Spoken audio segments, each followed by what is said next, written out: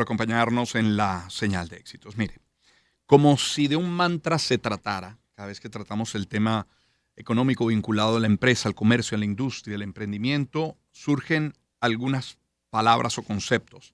Servicios, brecha cambiaria, ley de trabajo, impuestos. Servicio, brecha cambiaria, ley de trabajo, impuestos, servicio, brecha cambiaria, trabajo, impuestos.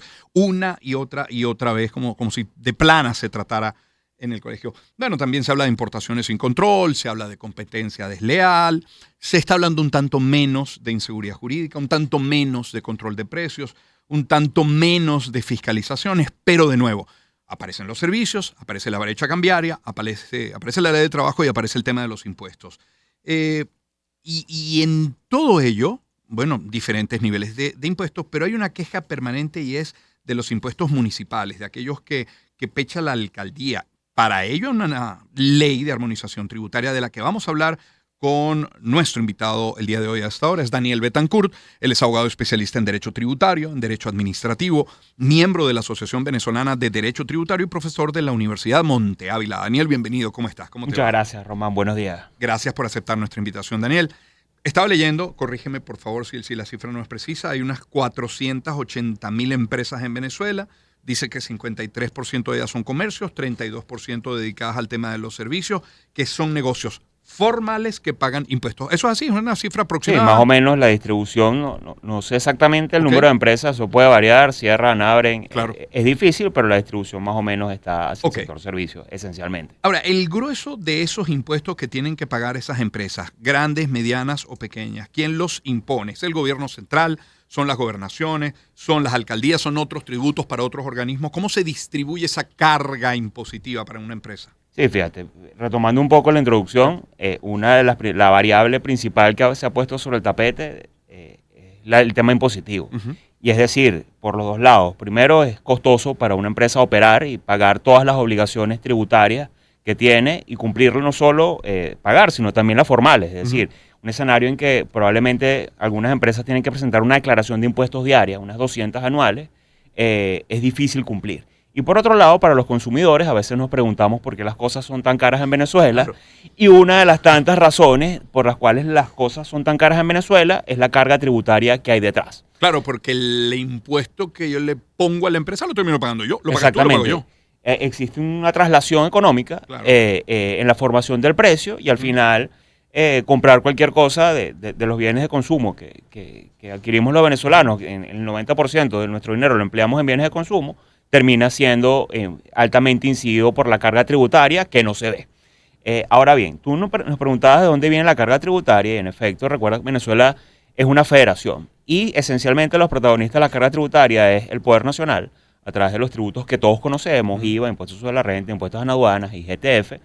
Y por otra parte están los, quizás de forma solapada o menos conocido para la gente común, están la tributación municipal esencialmente. Y de esa tributación municipal, el impuesto rey es el impuesto a las actividades económicas. Y es un impuesto que nosotros los tributaristas llamamos que es un impuesto regresivo. Es decir, no mide realmente la riqueza del contribuyente, sino unas expresiones indirectas, en este caso, los ingresos brutos. No importa si tú vendes un bien o prestas un servicio y tienes un margen de ganancia del 90% o del 3%. Vas a pagar el mismo porcentaje o la misma cantidad sobre lo que tú recibes, sobre lo que se te paga a ti. Y eso ha creado unos escenarios de distorsión en Venezuela realmente grandes. En muchos de los países de la región que hay tributación de los impuestos brutos son alícuotas muy bajas, es decir, 0,1%, 0,2%, es decir, alícuotas realmente bajas porque tiene un efecto distorsivo. En Venezuela, estas alícuotas, en la crisis económica que hubo a partir del 2014, los municipios empezaron a defenderse y subieron de manera exponencial estas alícuotas. Llega la ley orgánica de armonización. Sí. El Poder Nacional toma nota de lo que venían diciendo los empresarios y la gente de a pie diciendo la tributación municipal es muy cara. Por favor, vamos a hacer algo y en efecto, por potestades constitucionales, armoniza. Esta ley de armonización, para ser sincero, es en el papel estaba bien. Sí, no, es una buena idea. Es una buena idea. Pero y sigue siendo una buena idea.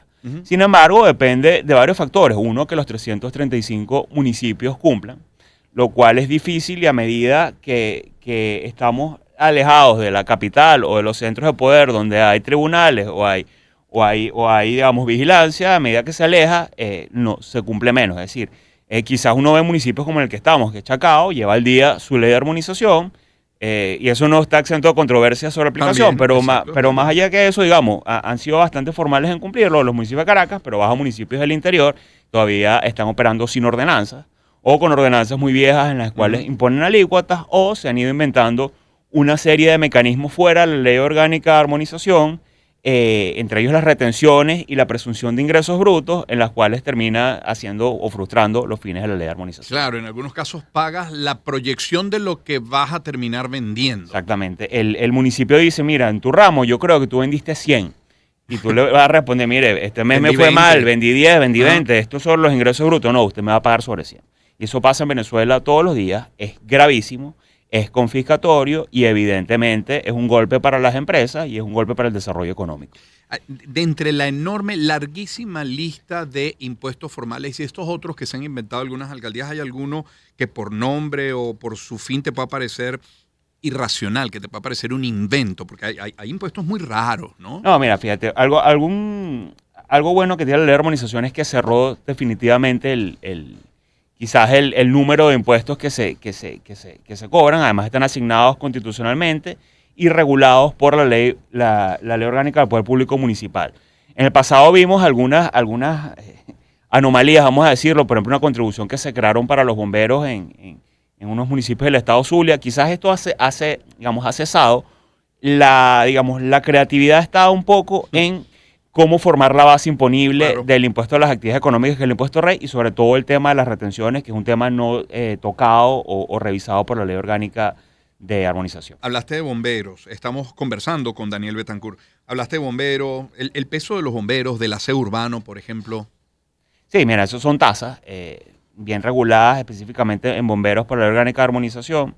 Quedan algunos aspectos. El tema del aseo urbano se dejó para ser tratado una ley posterior, y bueno, quizás ese tema ha sido más bien conversado con los prestadores de servicio y tú ves que ya no suena tanto en la palestra, ¿no?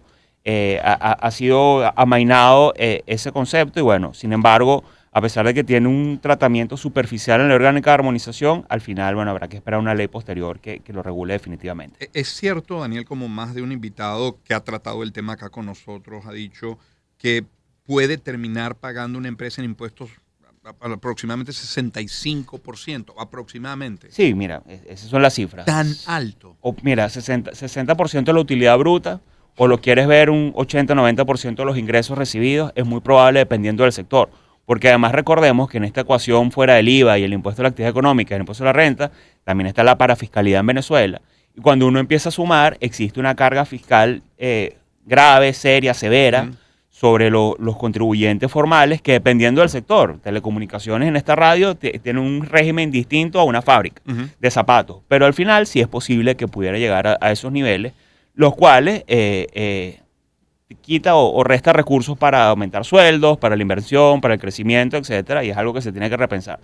Se ha hablado mucho de una reforma tributaria en los próximos meses y hay que pensar en dónde está dirigida. La última fue para evitar la inflación. No sé si tú recuerdas, sí, entre 2015 y 2018 hubo unos instrumentos financieros y tributarios para evitar la velocidad del dinero. Tuvo éxito. Esos instrumentos ya para esta economía o para esta versión de Venezuela pareciera que no son justificados. Vamos a ver si una reforma tributaria, ¿para qué? Si es para aumentar la recaudación, si es para aumentar el desarrollo, para promover el desarrollo, si es para promover el consumo, habrá que ver para qué es necesaria esa reforma tributaria y cambiar en este nuevo escenario venezolano las reglas del juego respecto a la tributación. ¿Para qué es tan importante? Ayer o antes de ayer hablábamos de la industria automotriz en Venezuela. Y bueno, tenía sentido cuando Venezuela era un gran productor de vehículos, no de exportación, pero suficiente para abastecer una parte de la demanda interna, que hubiera impuestos, que se pechara al vehículo importado para privilegiar al hecho en Venezuela. Pero una industria que hoy hace 5.000 vehículos a lo sumo al año versus 12.000 que se importan desde fuera, no tiene demasiado sentido protegerlo. Entonces lo que estás es encareciendo el precio de ese vehículo para ti, para mí, para cualquier persona. Al final lo que limitas es el acceso al bien. Sí. Es decir, ya, por ejemplo, en un caso específico, aceptar que Venezuela no es un productor de vehículos, quitar la barrera arancelaria y ver si el interés del Estado es que haya nuevos vehículos, refrescar el parque automotor que tendrá unos 20 años de rezago en Venezuela. No el doble de lo que cuesta ese vehículo fuera. Exactamente. En la vecina Colombia, ¿no? Y ese es un caso. Por ejemplo, sí, en el aspecto tributario son necesarias las retenciones, son necesarias las percepciones de impuestos. Es decir, es necesario retener la velocidad del dinero, es necesario que se pague todas las semanas al CENIAT y estén estas obligaciones digamos, semanales, diarias en todos los tributos. ¿Y la respuesta es? Bueno, hay que repensárselo, ¿no? Y la respuesta no es automática. Román, te lo digo, ni se da en un programa de radio, esto hay que sentarse todo el mundo aquí, todos los especialistas, la alta administración económica del Estado, los empresarios, los consumidores, y sentarse a decir, miren, señores, y el legislador, evidentemente, qué proyecto de país queremos, cuáles son las necesidades, vamos a ver las cifras de recaudación en Venezuela, cuánto se necesita recaudar, cómo abrimos la base de contribuyentes. Esas son las grandes preguntas. Y los grandes, una reunión de esa naturaleza. No, si no te creas, si existen acercamientos entre el sector público y privado. Tienes varios invitados que has tenido aquí de los gremios, se han sentado, quizás no de forma tan pública y quizás no de amplia base, ojalá fuera de mayor amplia base y de forma pública y podamos debatir los aspectos más relevantes. La mayoría de ellos dice, sí, nos escuchan, sí, estamos siendo considerados, pero luego cuando tratas de precisar en qué se ha concretado esa reunión... No, bueno, no te creas, por ejemplo... Salvo, por ejemplo, a ver, te voy a poner un ejemplo de todo lo contrario que acabo de decir, cuando te dicen, mira, hay una lucha interesante contra esos... bienes, productos importados que hasta ahora no pagaban arancel, que venían con el famoso puerta a puerta. Ahí hay un esfuerzo. Bueno, ese es uno de los casos, pero otro que la gente debe recordar es la famosa alícuota cero y el IGTF. Eso fue, específicamente una sugerencia o una solicitud del empresariado y terminó siendo cierta. Es decir, un impuesto tan regresivo y que incidía en toda la estructura de costos de producción de bienes, por lo menos la parte en bolívares, terminó siendo cero. Hablas, Daniel, de estructura de costos, es Daniel Betancourt. Si yo tengo que pagar 80-90% de mis ingresos, ¿cuánto termina quedándole al empresario? Porque ese empresario, tiene que pagar beneficios, salarios, servicios, materia prima, procesos, y él no tiene una obra de beneficencia. Es una empresa que tiene que dar rendimiento, utilidad para reinvertirse y poder crecer. Bueno, correcto, Román. Tú acabas de responder la pregunta que nos hicimos inicialmente, ¿por qué los bienes en Venezuela son tan caros? Si tú tienes que también satisfacer una estructura de costo, una estructura operativa, una infraestructura, tienes que personal, que cada vez le alcanza menos el dinero, bueno, las matemáticas no mienten y tienes una alta carga fiscal, la única forma es aumentar los precios y tratar de sobrevivir en el mercado con ese precio. Compitiendo contra los demás que también tienen las mismas necesidades y contra los productos importados. Daniel, ¿hay algún cálculo de cuánto puede hacer la evasión fiscal en nuestro país? Mira, esa respuesta no te la puedo dar porque se refiere a la economía en la sombra, ¿no? O sea, pero en Venezuela todos sabemos que hay una economía en la sombra que no emite facturas, una economía en la sombra que vende por redes sociales, que vende por Instagram, que vende en la calle y que al final tiene una ventaja superlativa en comparación con el que tiene que hacer 200 declaraciones al año y necesita un equipo administrativo, necesita dinero para poder pagar los tributos. El objetivo de toda...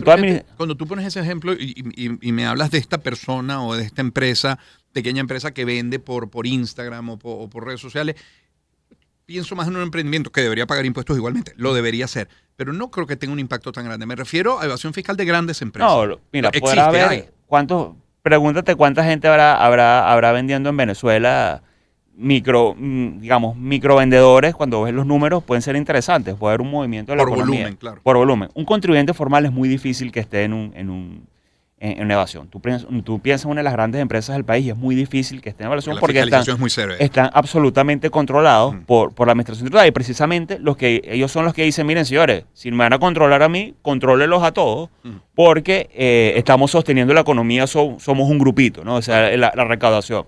Y al final yo creo que la idea es abrir la recaudación a estas pequeñas y medianas empresas o personas que tú ves en la sombra, que son muchísimos, y que mueven grandes cantidades de dinero en grupo, quizás individualmente considerado o no, pero cuando ves en una parte importante de la economía.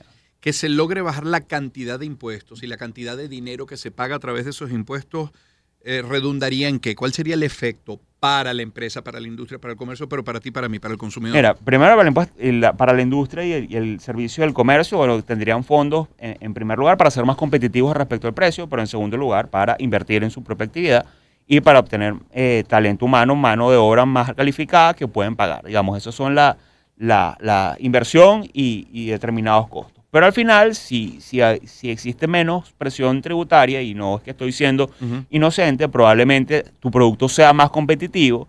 Si tienes mayor margen de producir de forma más barata, lo vas a llevar de más barata al mercado porque ese es el que van a comprar. Y lo hemos visto con varios escenarios en Venezuela de productos de consumo masivo. Unos pocos centavos de reducción de precio distribuyen en el mercado la preferencia del consumidor hacia eso, y eso no es mentira ni nada por el estilo.